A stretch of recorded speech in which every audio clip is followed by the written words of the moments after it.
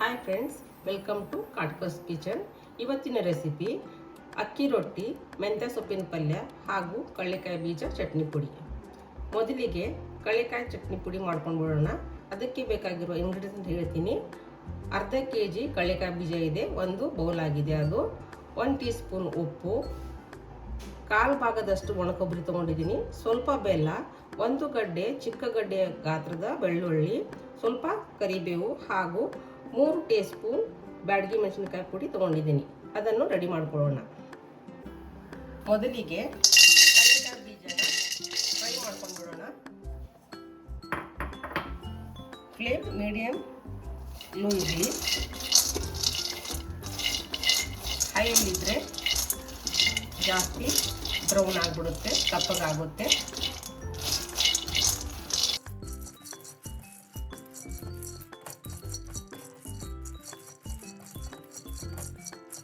ಇದು ಫ್ರೈ ಆಗಿದೆ. ಇವಾಗ ಸ್ಟವ್ ಆಫ್ ಮಾಡ್ಕೊಂಡು ಬಿಡೋಣ. ಸ್ಟವ್ ಆಫ್ ಮಾಡ್ಕೊಂಡು ಇದನ್ನು ಕೂಲ್ ಆಗೋಕೆ ಬಿಡೋಣ. ಬಿಸಿ ಇರುವಾಗ ನಾವು ಪುಡಿ ಮಾಡಿಕೊಂಡ್ರೆ ಅದು ಪೇಸ್ಟ್ ಆಗಿಬಿಡುತ್ತೆ. ಅದಕ್ಕೋಸ್ಕರ ಇದು ತಣ್ಣಗಾಗಬೇಕು, ನೀಟಾಗಿ ಕೂಲ್ ಆಗೋಕ್ಕೆ ಬಿಡೋಣ. ಈಗ ಕರಿಬೇವು ಸ್ವಲ್ಪ ಫ್ರೈ ಮಾಡ್ಕೊಂಡು ಬಿಡೋಣ. ಹಸಿ ಕರಿಬೇವು ಹಾಕಬಾರ್ದು.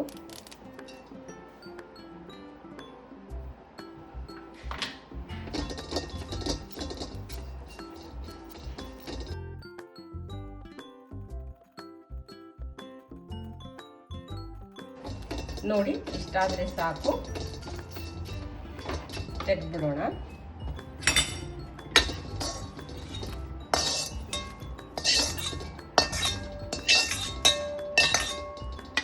ಹಾಗೆ ಒಣಕೊಬ್ಬರಿ ಸಹ ತುರಿದಿಟ್ಕೊಂಡ್ಬಿಟ್ಟಿದ್ದೀನಿ, ಅದೇ ಪೀಸು.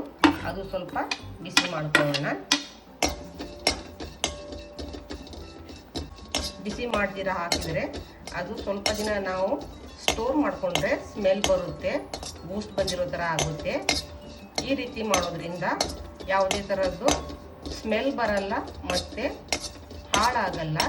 ನೀವು 3 ತಿಂಗಳು ಬೇಕಾದರೂ ಇದನ್ನು ಇಟ್ಕೊಂಡು ಸೇವಿಸಬಹುದು. ಇದು ಚಪಾತಿಗೂ ಸಹ ತಿನ್ಬೋದು. ಚಟ್ನಿ ಪುಡಿ ಚೆನ್ನಾಗಿರುತ್ತೆ. ಜೋಳದ ರೊಟ್ಟಿಗೆ, ಅಕ್ಕಿ ರೊಟ್ಟಿಗೆ ಮತ್ತು ಪರಾಟ ಇದರಲ್ಲಿ ಜೊತೆಗೂ ಸಹ ಚೆನ್ನಾಗಿರುತ್ತೆ. ಇದು ತೆಕ್ಕೊಂಡು ಬಿಡ್ತೀನಿ, ಸಾಕಿಷ್ಟು.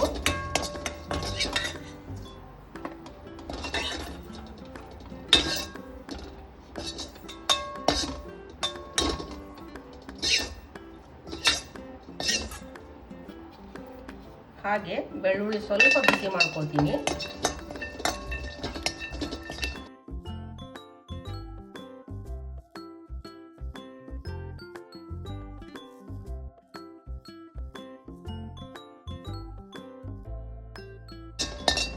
ಇದು ಆಗಿದೆ, ಸಾಕು, ತೆಗೆದ್ಬಿಡ್ತೀನಿ. ಇದು ಕೋಕಮ್, ನಾನು ಆಗಲೇ ನಿಮಗೆ ತೋರಿಸಿರಲಿಲ್ಲ. ಹಾಗಾಗಿ ಒಂದಿಷ್ಟು ಪೀಸನ್ನು 3-4 ಪೀಸನ್ನು ಕೋಕಮ್ ತೊಗೊಂಡಿದ್ದೀನಿ. ನಾವು ಇದಕ್ಕೆ ಆಮ್ಸುಲ್ ಕೂಡ ಅಂತೀವಿ. ನೀವು ಏನಂತೀರ ನನಗೆ ಕಮೆಂಟ್ ಮೂಲಕ ಹೇಳಿ. ಇದು ಸ್ವಲ್ಪ ಬಿಸಿ ಮಾಡ್ಕೊತೀನಿ.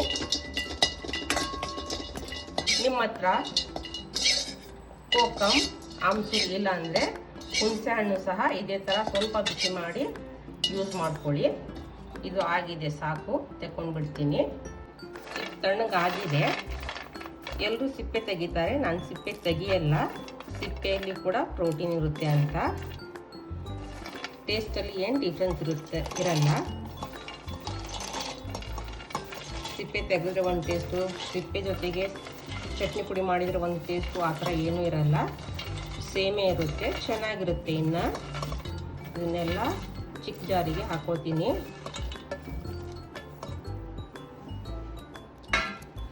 ಇದ್ರ ಜೊತೆಗೆ ಮಿಕ್ಕಿರೋ ಇಂಗ್ರೀಡಿಯೆಂಟ್ ಸಹ ಹಾಕ್ಕೊಳ್ತೀನಿ. ಇದು ಆಮ್ಸುಲ್, ಕೋಕಮ್, ಸ್ವಲ್ಪ ಬೆಲ್ಲ, ಅದು ಪುಡಿ ಮಾಡ್ಕೊಂಡಿದ್ದೀನಿ, ಬೆಳ್ಳುಳ್ಳಿ, ಕರಿಬೇವು,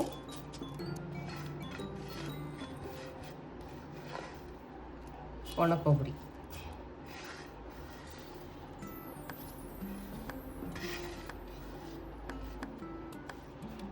ಪಲ್ಸ್ ಮೋಡಲ್ಲಿ ಸ್ವಲ್ಪ ಪುಡಿ ಮಾಡ್ಕೊಂಡು ಬರ್ತೀನಿ. ನೋಡಿ ಇಷ್ಟ ಆಗಿದೆ. ಇವಾಗ ಚಿಲ್ಲಿ ಪೌಡ್ರ್ ಸೇರಿಸ್ಕೊಳ್ತೀನಿ ಮತ್ತು ಉಪ್ಪನ್ನು ಸೇರಿಸ್ಕೊಳ್ತೀನಿ. ಇದು ಒಂದ್ಸರಿ ಮಿಕ್ಸ್ ಮಾಡಿ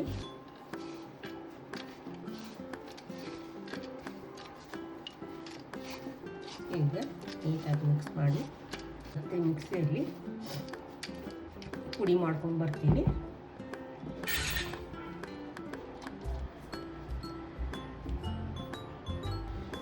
ಚಟ್ನಿ ಪುಡಿ ಯಾವಾಗಲೂ ಡ್ರೈ ಇರುತ್ತೆ, ನೀರು ಹಾಕಬಾರ್ದು. ನೋಡಿ ಈಗ ಕಳ್ಳಿಕಾಯಿ ಚಟ್ನಿ ಪುಡಿ ರೆಡಿಯಾಗಿದೆ. ಇಷ್ಟ ಆದರೆ ಸಾಕು.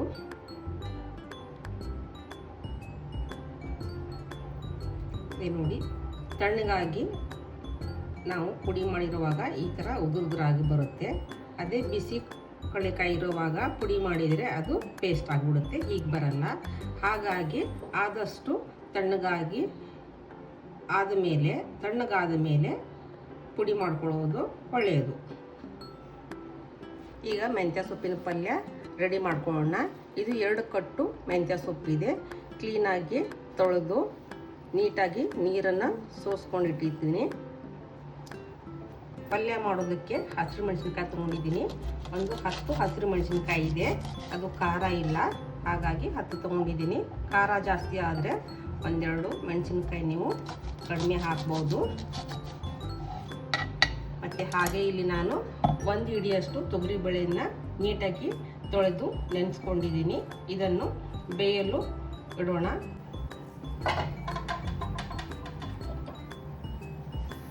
ಈಗ ಪುಟಾಣಿಯಲ್ಲಿ ಬೆಳ್ಳುಳ್ಳಿಯನ್ನು ಸ್ವಲ್ಪ ಜಜ್ಜಿಕೊಳ್ಳೋಣ. ಪುಟಾಣಿಯಲ್ಲಿ 2 ಗಡ್ಡೆ ಬೆಳ್ಳುಳ್ಳಿ ಇದೆ, ಇದು ಜಜ್ಕೊಂಡು ಬಿಡೋಣ. ಕೆಳಗಡೆ ಬಟ್ಟೆ ಇಟ್ಟಿದ್ದೀನಿ, ಇಲ್ಲಾಂದರೆ ಪುಟಾಣಿಯ ಕೆಳಭಾಗ ಒಡೆದೋಗ್ಬಿಡುತ್ತೆ ಮತ್ತು ಸೌಂಡ್ ಕೂಡ ಬರುತ್ತೆ. ಹಾಗಾಗಿ ಬಟ್ಟೆ ಇಟ್ಕೊಂಡು ಎತ್ಕೊಂಡ್ಬಿಡ್ತೀನಿ. ಸ್ಟವ್ ಹಾಕ್ಸಿದ್ದೀನಿ. ಮೆಂತ್ಯ ಸೊಪ್ಪು ರೆಡಿ ಮಾಡ್ಕೊಳ್ಳೋಣ. ಈ ಕಡೆ ಬೇಳೆ ಬೇಯ್ತಾ ಇದೆ. ಇನ್ನೊಂದು 5 ನಿಮಿಷ ಬೆಂದರೆ ಸಾಕು, ಅಷ್ಟು ಇದಾಗುತ್ತೆ. ಈಗ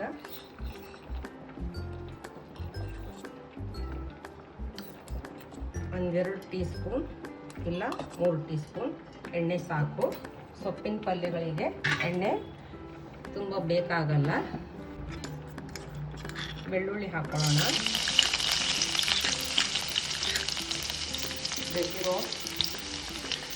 ಜಜ್ಜಿರೋ ಬೆಳ್ಳುಳ್ಳಿ, ಅದರ ಜೊತೆಗೆ ಕಟ್ ಮಾಡ್ಕೊಂಡಿರುವ ಹಸಿರು ಮೆಣಸಿನ್ಕಾಯಿ ಫ್ರೈ ಮಾಡ್ಕೊಳ್ಳೋಣ.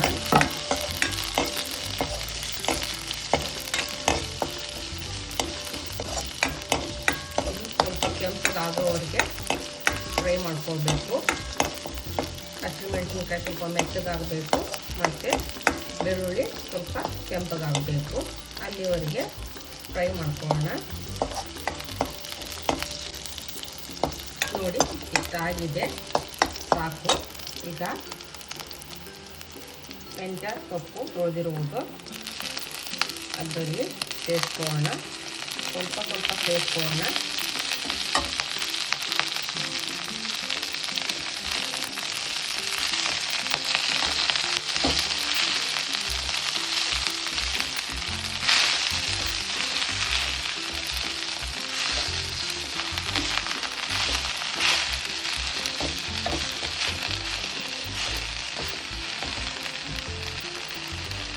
ಈಗ ಉಕ್ಕಿರೋ ಸೊಪ್ಪು ಸಹ ಸೇರಿಸ್ಕೊಳ್ಳೋಣ.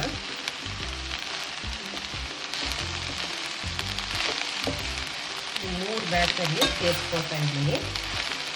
ಬಾಣಲೆ ಚಿಕ್ಕದಾಗುತ್ತೆ.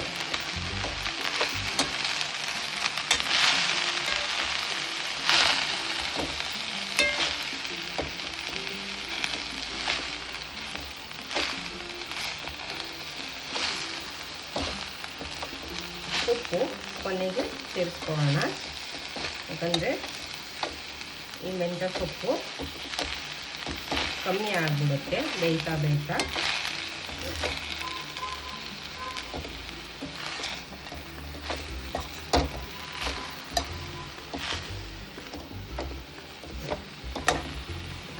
ಈಗ ಇದನ್ನು ಸಹ ಸೇರಿಸ್ಕೊಳ್ತೀನಿ.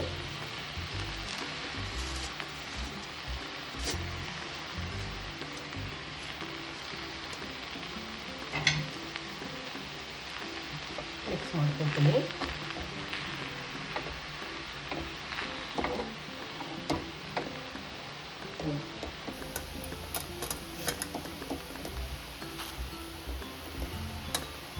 ಮೆಲ್ಲಿಗೆ ಮಿಕ್ಸ್ ಮಾಡ್ಕೊಳ್ಬೇಕು.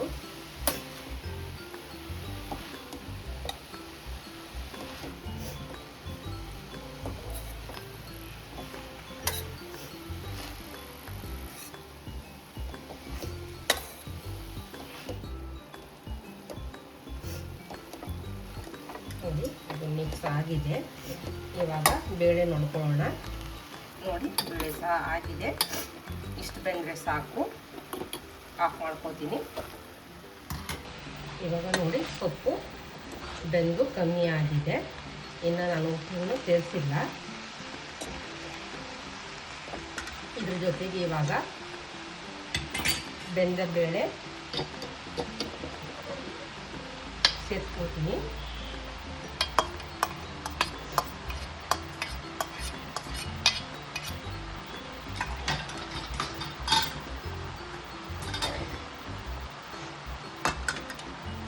ಎಲ್ಲ ನೀಟಾಗಿ ಮಿಕ್ಸ್ ಮಾಡ್ಕೊತೀನಿ.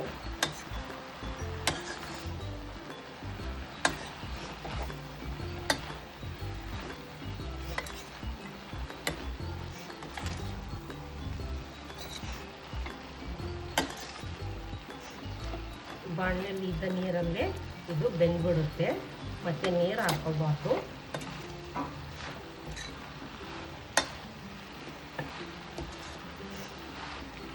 ಇದು ಸ್ವಲ್ಪ ಬೇಯಲು ಬಿಟ್ಬಿಡೋಣ. ಇನ್ನು ಉಪ್ಪು ನಾನು ಸೇರಿಸಿಲ್ಲ. ಈಗ ನೋಡಿ ತಾನೇ ಆ ಸೊಪ್ಪು ಸ್ವಲ್ಪ ನೀರು ಬಿಟ್ಕೊಂಡಿದೆ. ನಾನು ಮತ್ತೆ ನೀರು ಸೇರಿಸಲ್ಲ. ಇದಕ್ಕೆ ನೀರು ಸೇರಿಸಲೂಬಾರ್ದು. ಹಾಗೆ ಇದು ಪ್ಲೇಟನ್ನು ಮುಚ್ಚಬಾರ್ದು. ಪ್ಲೇಟ್ ಮುಚ್ಚಿದರೆ ಮತ್ತೆ ಅದು ನೀರು ಬಿಟ್ಕೊಳ್ಳುತ್ತೆ. ಆಗ ಸೊಪ್ಪು ಟೇಸ್ಟು ಇರಲ್ಲ ತಿನ್ನೋಕ್ಕೆ. ಮತ್ತು ಹೀಗೆ ಉದುರಾಗಿ ಆಗಲ್ಲ.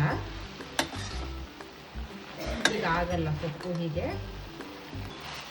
ಅದಕ್ಕೋಸ್ಕರ ಪ್ಲೇಟ್ ಮುಚ್ಚಬಾರ್ದು.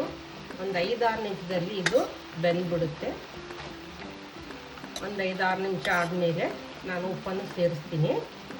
ಇವಾಗ ಉಪ್ಪು ಸೇರಿಸಿದ್ರೆ ಮತ್ತೆ ಅದು ನೀರು ಬಿಟ್ಕೊಂಡ್ಬಿಡುತ್ತೆ. ಅದಕ್ಕೋಸ್ಕರ ಇದು ಆಗಿದೆ ಸೊಪ್ಪು. ಎಲ್ಲೂ ನೀರಿಲ್ಲ. ಈಗ ರುಚಿಗೆ ತಕ್ಕಷ್ಟು ಉಪ್ಪು ಸೇರಿಸ್ಕೊಳ್ತಾ ಇದ್ದೀನಿ. ಕೊನೆಯಲ್ಲಿ ಸೇರಿಸ್ಕೊಳ್ತಾ ಇದ್ದೀನಿ. ಒಂದು 3/4 ಟೀ ಸ್ಪೂನ್ ಸಾಕಾಗುತ್ತೆ. ಇದು 2 ದಪ್ಪ ಕಟ್ಟು ಮೆಂತ್ಯ ಸೊಪ್ಪಿದೆ. ಹಾಗಾಗಿ 3/4 ಸ್ಪೂನ್ ಹಾಕ್ತಾಯಿದ್ದೀನಿ. ನೀವು ನಿಮ್ಮ ಟೇಸ್ಟ್ ಪ್ರಕಾರ ಹಾಕ್ಕೊಳ್ಳಿ. ಮತ್ತು ಇನ್ನೊಂದು ಟಿಪ್ ಕೊಡಬೇಕಂದ್ರೆ, ಮೆಂತ್ಯ ಸೊಪ್ಪು ಚೂಸ್ ಮಾಡೋವಾಗ ಆದಷ್ಟು ಮೆಂತ್ಯ ಸೊಪ್ಪಿನ ಎಲೆಗಳು ರೌಂಡ್ ಆಗಿರೋದನ್ನು ನೋಡಿ ತೊಗೊಂಡು ಬನ್ನಿ. ಮೆಂತ್ಯ ಸೊಪ್ಪಿನ ಎಲೆಗಳು ಉದ್ದಾಗಿದ್ದರೆ ಅದು ಕಹಿ ಬರುತ್ತೆ. ಇದು ಉದ್ದವಾಗಿರಲಿಲ್ಲ, ರೌಂಡ್ ಆಗಿತ್ತು. ಹಾಗಾಗಿ ಕಹಿ ಬರಲ್ಲ. ನೋಡಿ ಉಪ್ಪನ್ನು ಸೇರಿಸಿದ್ದೀನಿ. ಸೇರಿಸಿದ್ರು ಅದು ಇವಾಗ ನೀರಷ್ಟೊಂದು ಬಿಟ್ಕೊಂಡಿಲ್ಲ. ಮೊದಲೇ ಹಾಕ್ಬಿಟ್ಟಿದ್ರೆ ಇನ್ನು ನೀರು ಬಿಟ್ಕೊಂಡು ಅದು ಟೇಸ್ಟು ಬರ್ತಾ ಇರಲಿಲ್ಲ. ಮತ್ತು ಹೀಗೆ ಉದ್ರಾಗಿನೂ ಬರ್ತಾ ಇರಲಿಲ್ಲ. ನೋಡಿ ಎಲ್ಲೂ ಉಪ್ಪು ಹಾಕಿದ ಮೇಲೆ ಸಹ ನೀರು ಬಿಟ್ಕೊಂಡಿಲ್ಲ. ಇದು ಇವಾಗ ಆಗಿದೆ. ಆಫ್ ಮಾಡ್ಕೊಂಡ್ಬಿಡ್ತೀನಿ. ಅಕ್ಕಿ ರೊಟ್ಟಿಗೆ ರೆಡಿ ಮಾಡ್ಕೊಳ್ಳೋಣ.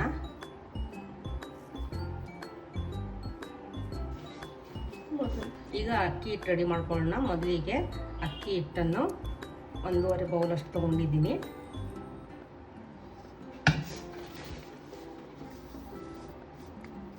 ಈ ಅಕ್ಕಿ ಹಿಟ್ಟು ನಾನೇ ಮನೆಯಲ್ಲಿ ಮಿಲ್ಲಿಂದ ಮಾಡಿಸ್ಕೊಂಡು ಬಂದಿರೋದು, ಫ್ಲೋರ್ ಮಿಲ್ಲಿಂದ. ಸ್ಟವ್ ಅಂಟಿಸ್ಕೊಂಡಿದ್ದೀನಿ. ಸ್ವಲ್ಪ ನೀರನ್ನು ಬಿಸಿ ಮಾಡಿಸ್ಕೊಳ್ಳೋಣ. ಇಷ್ಟು ನೀರು ಸಾಕು. ಅದು ಒಂದು ಅರ್ಧ ಬಟ್ಲು ನೀರಿದೆ. ಚೆನ್ನಾಗಿ ಇದು ಮರಳಬೇಕು.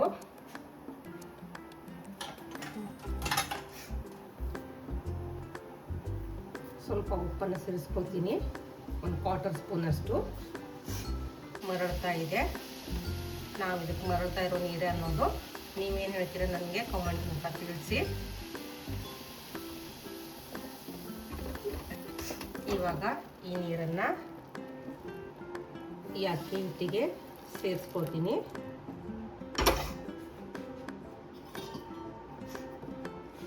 ಮಿಕ್ಸ್ ಮಾಡ್ಕೊಳ್ತೀನಿ.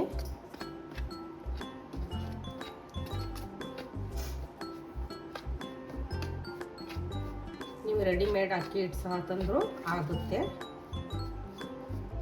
ಇಷ್ಟು ಮಾಡಿಕೊಂಡು ಬಿಸಿ ಇರುತ್ತೆ ಅಂತ ಸ್ಪೂನಿಂದ ಮಿಕ್ಸ್ ಮಾಡ್ತಾ ಇದ್ದೀನಿ.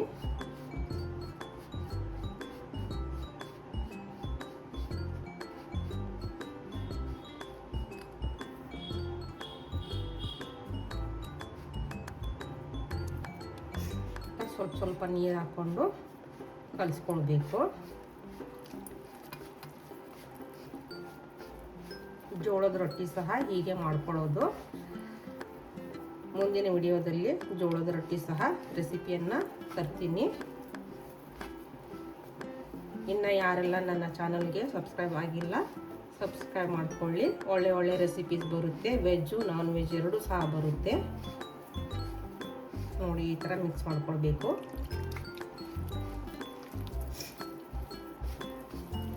ನೋಡಿ, ಈಗ ಕಲಿಸ್ಕೊಳ್ತಾ ಇದ್ದೀನಿ.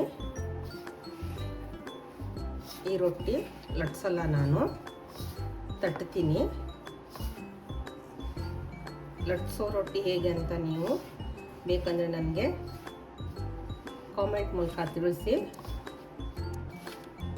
ಅಕ್ಕಿ ರೊಟ್ಟಿ ಲಟ್ಸಿ ಹೇಗೆ ಮಾಡೋದಂತ ತೋರಿಸ್ಕೊಡ್ತೀನಿ.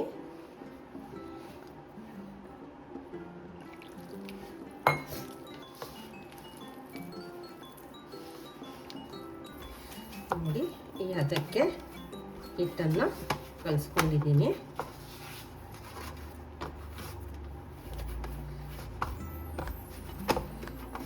ರೊಟ್ಟಿ ಮಾಡುವಾಗ ತಟ್ಟುವಾಗ ಇದು ತಟ್ಟೋ ರೊಟ್ಟಿ ಅಲ್ವಾ, ಹಾಗಾಗಿ ಹೀಗೆ ಮಾಡ್ಕೊಂಡು ಇಟ್ಕೊತೀನಿ. ನೋಡಿ, ತಟ್ಟುವಾಗ ಮತ್ತೆ ಬೇಕಂದರೆ ನಾವು ನೀರು ಹಾಕಿ ಕಲಿಸ್ಕೊಂಡು ಅಡ್ಜಸ್ಟ್ ಮಾಡ್ಕೋಬಹುದು.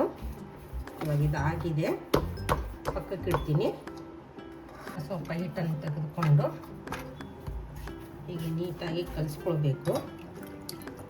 ಗಟ್ಟಿ ಇದೆ ಇದು, ಹಾಗಾಗಿ ರೊಟ್ಟಿ ತಟ್ಟು ಬರೋ ಅದಕ್ಕೆ ಸ್ವಲ್ಪ ನೀರನ್ನು ಸೇರಿಸಿ ಕಲಿಸ್ಕೊಳ್ಬೇಕು. ನೋಡಿ, ಹೀಗೆ ನೀಟಾಗಿ ಕಲಿಸ್ಬೇಕು. ಎಷ್ಟು ನೀಟಾಗಿ ನಾವು ಕಲಿಸ್ತೀವಲ್ವ ಅಷ್ಟೇ ಚೆನ್ನಾಗಿ ಲೈಟ್ ವೆಯ್ಟಾಗಿ ರೊಟ್ಟಿ ಬರುತ್ತೆ. ಗಟ್ಟಿ ಬರಲ್ಲ, ರೊಟ್ಟಿ ಸಾಫ್ಟಾಗಿ ಚೆನ್ನಾಗಿ ಬರುತ್ತೆ.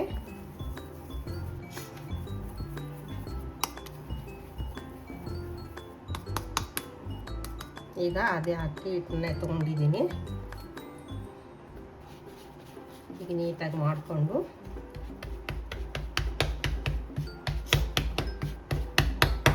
ನೋಡಿ, ಈಗ ರೊಟ್ಟಿ ತಟ್ತಾ ಇದ್ದೀನಿ.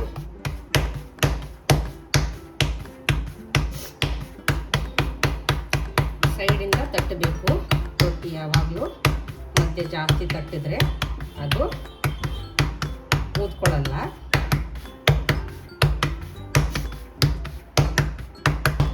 ನೋಡಿ, ಇವಾಗ ರೊಟ್ಟಿ ಗಟ್ಟಿ ಆಗಿದೆ. ಸ್ಟವ್ ಸ್ವಲ್ಪ ಹೈ ಮಾಡ್ಕೊಳ್ಳೋಣ. ತವ ಸ್ವಲ್ಪ ಬಿಸಿ ಇದ್ದೇನೆ ನೀಟಾಗಿ ಬರುತ್ತೆ. ನೋಡಿ, ಎಲ್ಲೂ ಕಟ್ಟಾಗಿಲ್ಲ.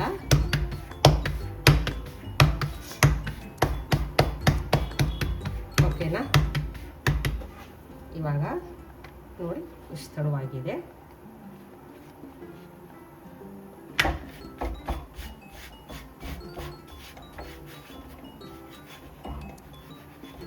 ಫ್ಲೇಮ್ ಹೈಯಲ್ಲೇ ಇದೆ.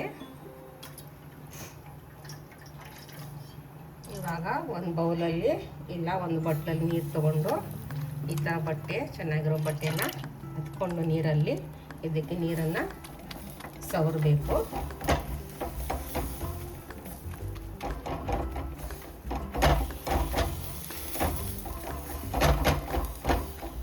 ನೀಟಾಗಿ ನೀರಿಂದ ಕವರ್ ಮಾಡಿಬಿಡಬೇಕು.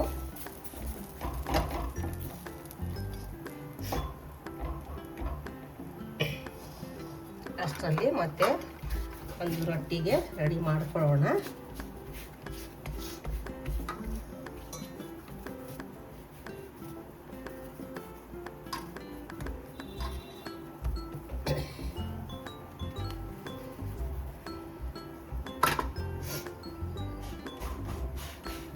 ನೋಡಿ, ಇದು ರೊಟ್ಟಿ ಹಾಕೊಳ್ತಾ ಇದ್ದೀನಿ. ಈಗ ಈ ಕಡೆ ಇನ್ನೊಂದು ರೊಟ್ಟಿನ ರೆಡಿ ಮಾಡ್ಕೊಳ್ಳೋಣ. ನೋಡಿ, ನಾನು ಎಷ್ಟು ಜೋರಾಗಿ ತಟ್ತಾ ಇದ್ದೀನಿ. ಜೋರು ತಟ್ಟಿದ್ರು ಸಹ ಅದು ಕಟ್ ಆಗ್ತಾ ಇಲ್ಲ. ಮಧ್ಯ ಮಾತ್ರ ಜಾಸ್ತಿ ತಟ್ಟಬಾರ್ದು ಮತ್ತು ಜಾಸ್ತಿ ಭಾರ ಹಾಕಿ ಪ್ರೆಸ್ ಮಾಡಬಾರ್ದು. ನೋಡಿ, ಸೈಡಲ್ಲಿ ಮಾಡ್ಕೊಂಡು ಬರ್ತಾ ಇದ್ದೀನಿ. ಅದು ತಾನಾಗಿಯೇ ಅಗಲಾಗ್ತಾ ದೊಡ್ಡಾಗ್ತಾ ಬರುತ್ತೆ. ನೋಡಿ ಎಷ್ಟು ದೊಡ್ಡದಾಯಿತು ರೊಟ್ಟಿ. ತುಂಬ ಕಷ್ಟ ಏನಿಲ್ಲ ಇದು ಮಾಡೋದು, ಸ್ವಲ್ಪ ಪ್ರಾಕ್ಟೀಸ್ ಆದರೆ ಅದು ಬರುತ್ತೆ. ಒಂದು ಬಟ್ಟೆಯಿಂದ ಈ ಥರ ಪ್ರೆಸ್ ಮಾಡಿದ್ರೆ ನೋಡಿ ಎಷ್ಟು ನೀಟಾಗಿ ಬರುತ್ತೆ ರೊಟ್ಟಿ. ತಟ್ಟಿರೋ ರೊಟ್ಟಿ ಟೇಸ್ಟ್ ಬೇರೆ ಇರುತ್ತೆ ಮತ್ತು ಲಟ್ಸಿರೋ ರೊಟ್ಟಿ ಟೇಸ್ಟ್ ಬೇರೆ ಇರುತ್ತೆ. ಎರಡೂ ಚೆನ್ನಾಗಿರುತ್ತೆ, ಅದರದೇ ಆದ ಟೇಸ್ಟು ಇರುತ್ತೆ. ಇವಾಗ ನೋಡಿ ಮತ್ತೆ ಟರ್ನ್ ಮಾಡ್ಕೊಳ್ತೀನಿ. ಟರ್ನ್ ಮಾಡಿಕೊಂಡು ಸ್ವಲ್ಪ ಪ್ರೆಸ್ ಮಾಡಿಕೊಂಡು ರೊಟ್ಟಿಯನ್ನು ಫ್ರೈ ಮಾಡ್ಕೊಳ್ತೀನಿ.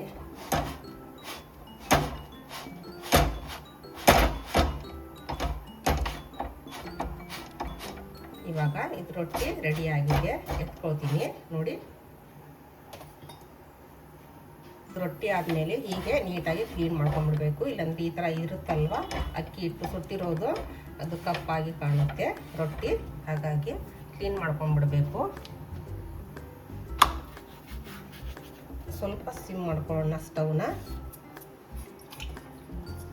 ಮತ್ತು ನೀರನ್ನು ಅದ್ದಿ ಇದಕ್ಕೆ ಹಚ್ಚೋಣ. ರೊಟ್ಟಿಗೆ ನೀಟಾಗಿ ಕವರ್ ಮಾಡಿಬಿಡ್ಬೇಕು. ಇವಾಗ ನೀವು ಕೇಳ್ಬೋದು ಇದಕ್ಕೆ ನೀರು ಹಾಕ್ದಿರ ಮಾಡಿದರೆ ಹೆಂಗೆ ಅಂತ. ನೀರು ಹಾಕ್ದಿರ ಮಾಡಿದರೆ ಅದು ರೊಟ್ಟಿ ರಫ್ ಬರುತ್ತೆ, ರಬ್ಬರ್ ಥರ ಆಗಿಬಿಡುತ್ತೆ, ಚೆನ್ನಾಗಿರಲ್ಲ. ಈ ಥರ ನೀರು ಹಾಕಿದ್ರೇ ಅದಕ್ಕೆ ಸಾಫ್ಟ್ನೆಸ್ ಬರುತ್ತೆ ಮತ್ತು ಸಿಲ್ಕಿನೆಸ್ ಬರುತ್ತೆ. ನೋಡಿ, ಮತ್ತೆ ಇದು ಟರ್ನ್ ಮಾಡ್ಕೊಂಡಿದ್ದೀನಿ.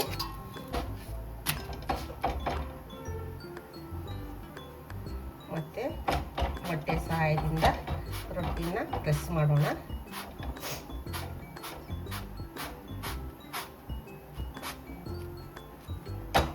ಮತ್ತು ಟರ್ನ್ ಮಾಡ್ಕೊಳ್ಳೋಣ.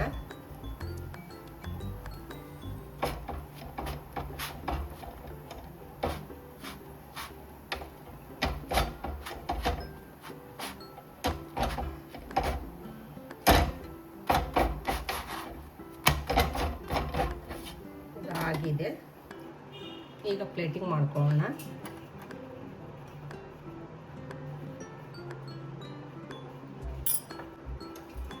ಮೆಂತ್ಯ ಸೊಪ್ಪಿನ ಪಲ್ಯ, ಅಕ್ಕಿ ರೊಟ್ಟಿ,